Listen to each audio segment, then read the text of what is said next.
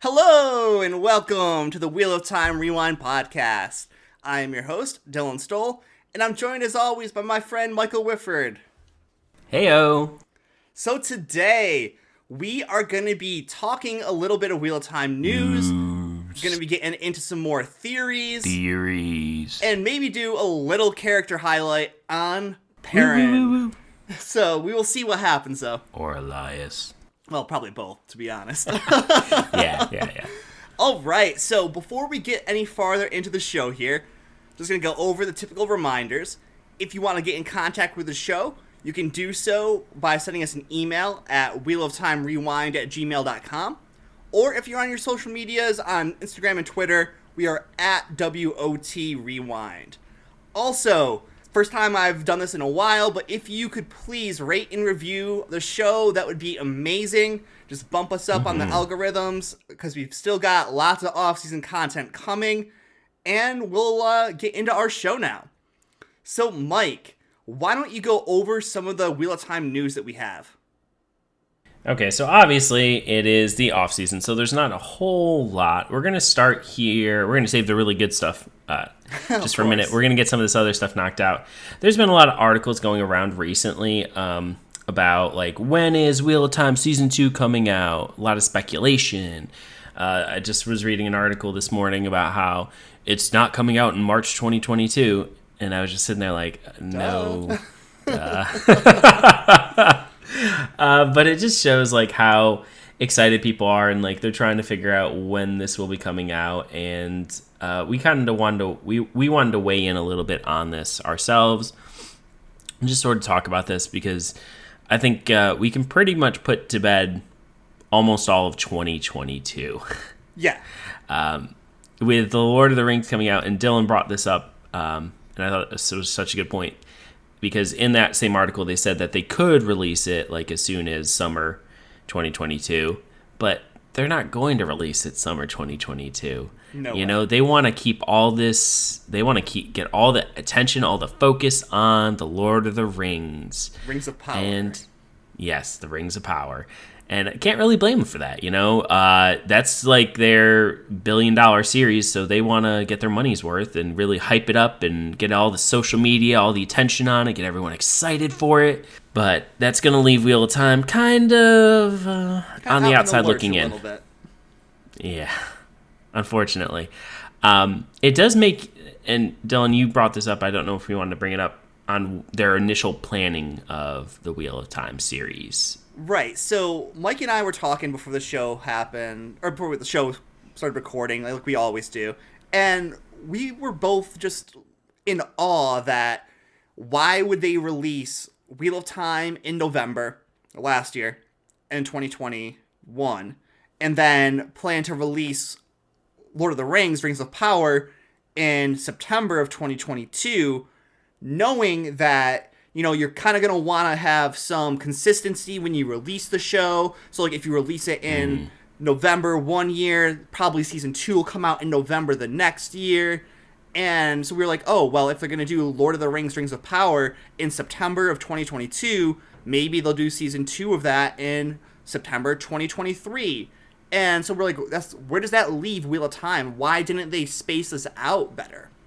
And, like, just thinking about it a little bit, my initial thoughts on that are, one, just poor planning, but two, also uncertainty due to the pandemic and delays in a lot of production and everything probably made it a little bit of up in the air in a fluid situation. So although they should have done this, because it would have been the smart move to have a consistent time for season after season, and they may do that going forward, like whenever Wheel of Time Season 2 does release, they may have that be like the new standard for, okay, this is when season 3 will be released.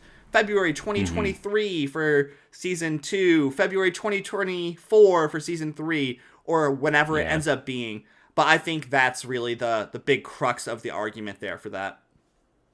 Yeah, I agree completely. And I think you brought up such a good point with COVID and all those delays to production and everything else. Like, they may have had to just, maybe they had to move it there to fill in a time slot, or maybe because, you know, it got pushed back, they had to, like, okay, we'll just push it back and then we'll readjust the following year. because if you think, I mean, I know everyone gets tired of us, anyone comparing it to Game of Thrones, but I just think about Game of Thrones release schedule. Yeah. I remember every year I was like, all right, it's Game of Thrones time, baby. Right, big watch parties planned years in advance. You know what's coming. Exactly.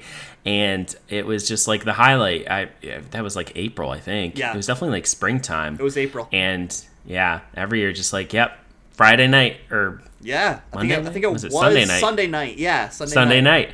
Knew what we were doing, getting together, watching Game of Thrones. And so I think, they want to get to that spot, and it may just take after season 2, like sort of repeating there with that. And you kind of hit when you think it's going to come out. It sounds like February. We were discussing. Yes. I'm hopeful. Oh, yeah, that's. So I'm thinking bad. they could use the Super Bowl as a big advertising point for it, and go from there.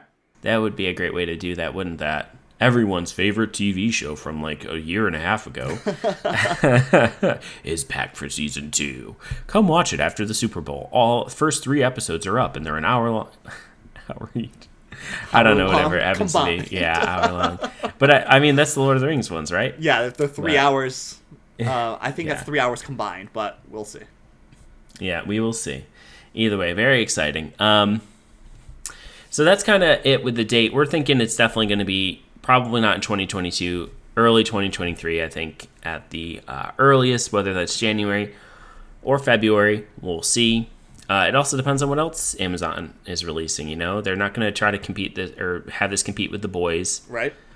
Reacher is another really popular one that just broke Wheel of Time's record, actually, for most streamed show. And that just came out in like February or I was whatever. Say, so maybe that was like January or so. Yeah. I haven't watched it yet, but maybe they probably have to sit there be like, oh man, we got all these great shows. Like, where are we going to move some of them? So I guess we'll see. I think it would really help them, though, to give both Wheel of Time and Lord of the Rings some space. Right. So that way it's like, you're not over-fatiguing audiences. Fantasy overload or something. Yeah, I mean, it'd be nirvana for us. But for a lot of other people, it'd be a lot. So I could see them definitely wanting to space those out. Either way, look forward to both series. Look forward to season 2 of Wheel of Time as well, which leads us into our other bit of news here. One, they did release the first episode name in episode 2. You mean in season 2? But in season 2, sorry.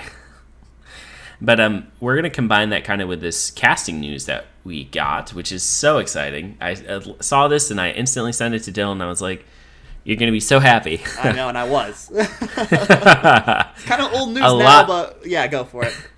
I was just going to say, Elyas will be played by Gary Bettle.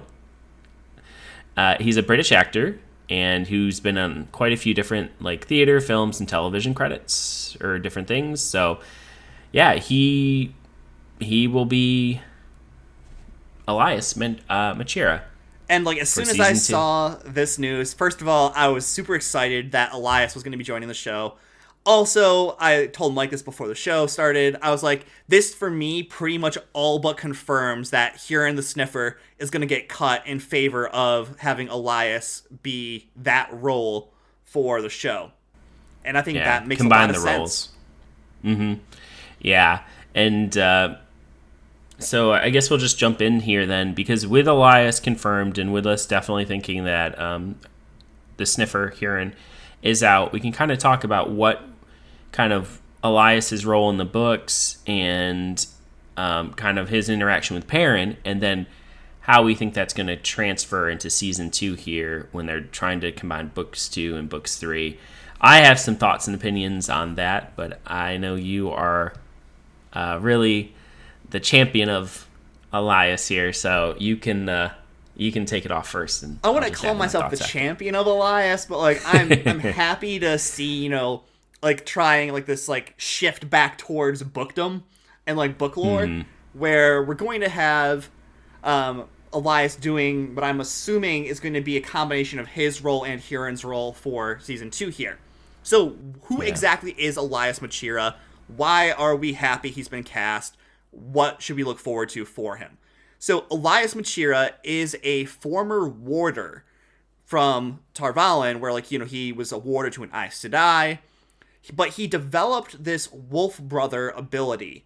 And what is this Wolf Brother ability I'm talking about? It's what they tried, in my opinion, poorly to portray with Perrin during the end of season 1 here, where his eyes turned to yellow, and, you saw, like, the wolves kind of guiding Wolf him. out. And, yeah, kind of like Frankenstein monster, wolf out.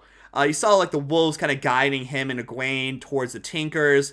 You saw, like, the wolf, like, snarling and then coming up and licking his dirty wound, like, trying to heal him, which I'm assuming that's what happened because they just stopped mentioning his wound that he got in the beginning of the season there. Anyways, so Elyas developed this Wolf Brother ability, which is the ability to communicate with wolves. He can kind of, like, talk to wolves, although talking isn't necessarily the actual, like, bit of it. They talk about in the books how it's more like sending images and like smells. Yeah, like, it's not words because wolves cannot, like, actually talk, but the sending of the images and sending of the scents and everything, and they all convey meaning and everything. So that's, like, how the wolves communicate. And if you're a wolf brother, you have the ability to communicate with the wolves as well. You can find out information from them, kind of like scout ahead, have the wolves, like, come and meet you at a certain spot, or, like, attack your enemies, and all kinds of stuff like that. All of that awesomeness that happens within the Wheel of Time books. But, so, one thing about being a wolf brother, though, is that it's very unknown in the Third Age for people to be, like, a wolf brother. It's not understood, is what I mean. So, like, a lot of people will hear about a person, Elyas, he's talking with wolves. He must be a dark friend, because, wolves are scary and mean and kill people.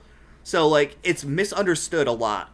And so Elyas pretty much abandoned being a warder and became, like, this hermit who, like, lives out in the middle of the woods.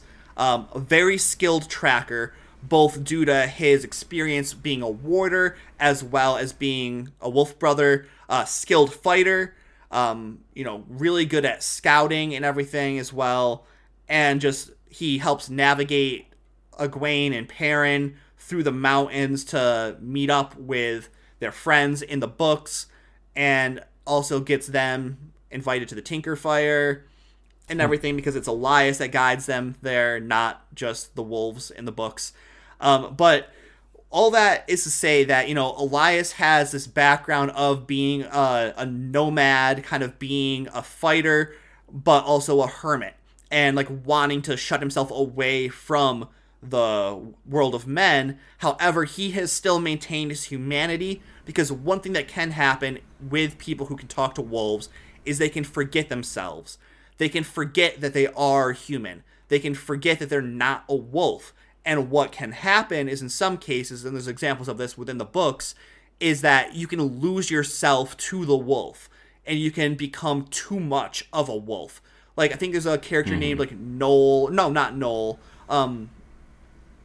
What's the guy's name? I forget his name. Anyways, it's this guy that Perrin meets, who's, like, completely given himself over to the wolf and doesn't talk anymore, acts like a wolf, like, snarling and gnashing his teeth and, like, running on all fours.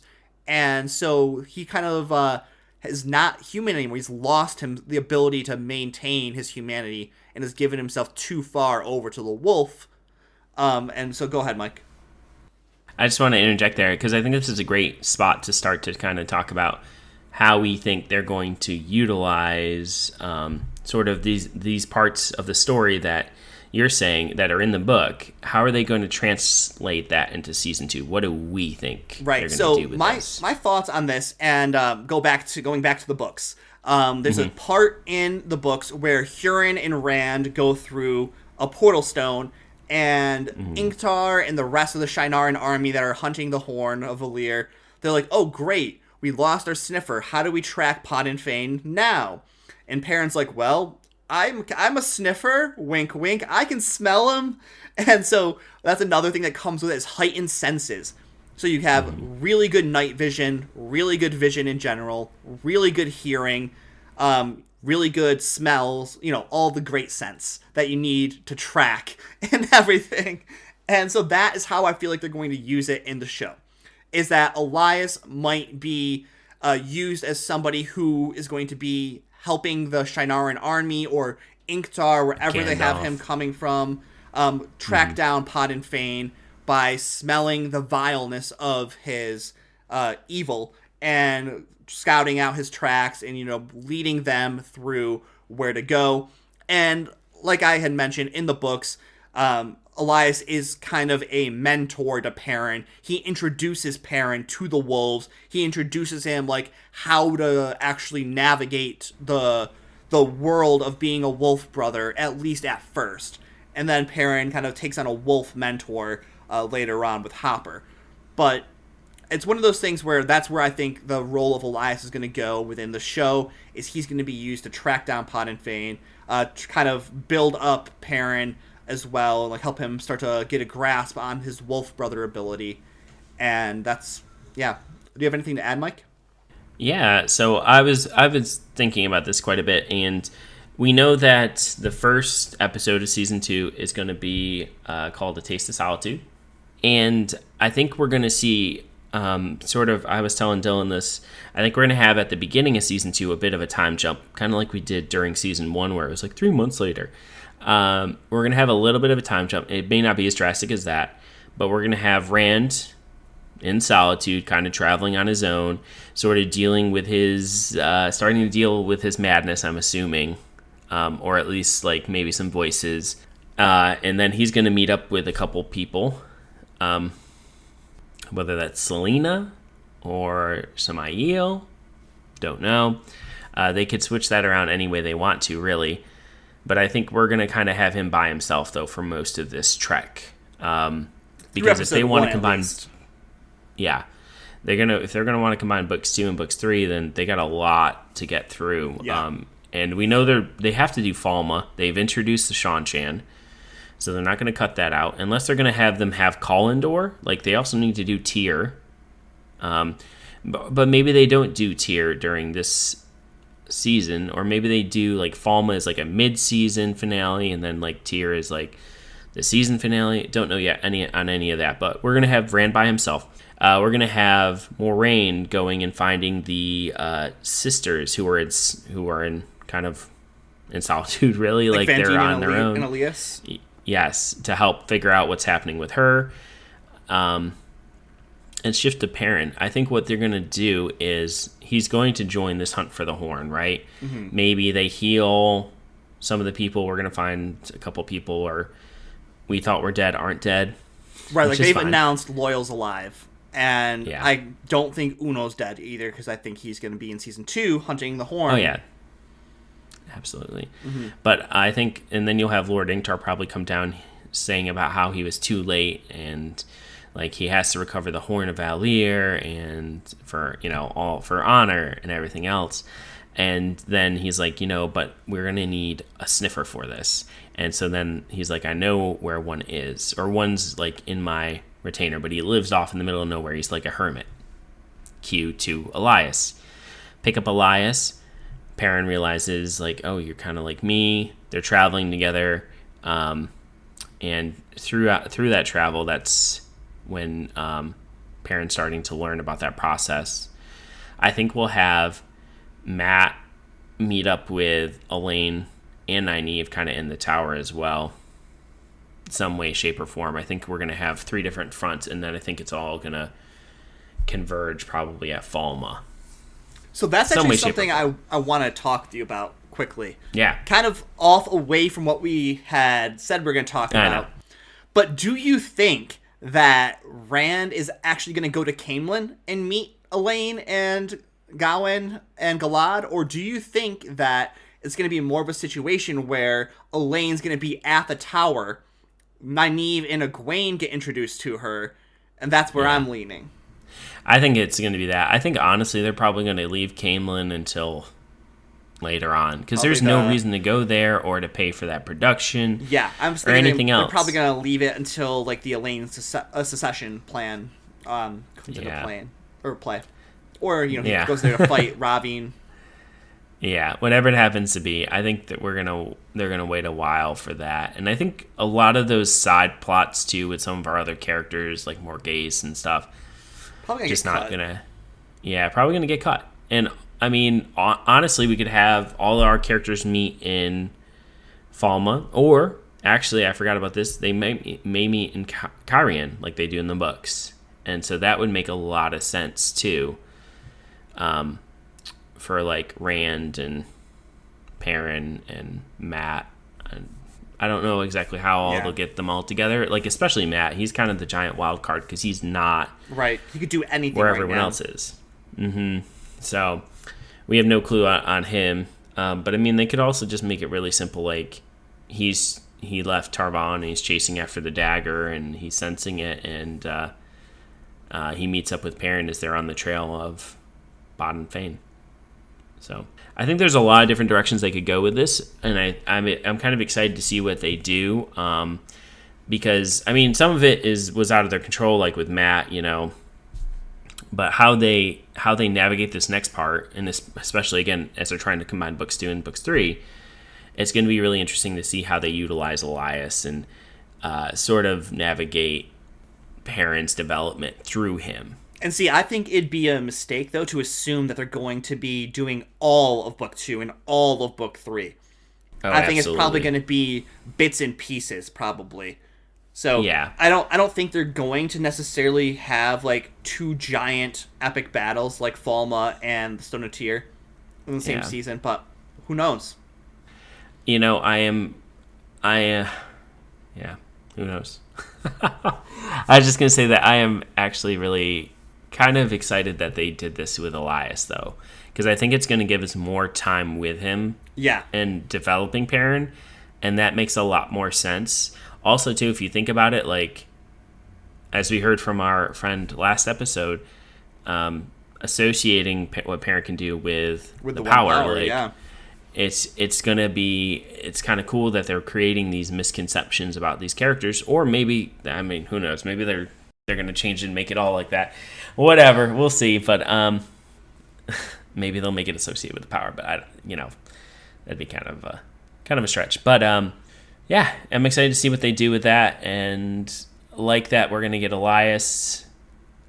I kind of think, and this is gonna be, I think, my finishing little theory for Elyas, that they may end up killing him off at the end of the season or midway through the season, just to, again, make Perrin a sad boy.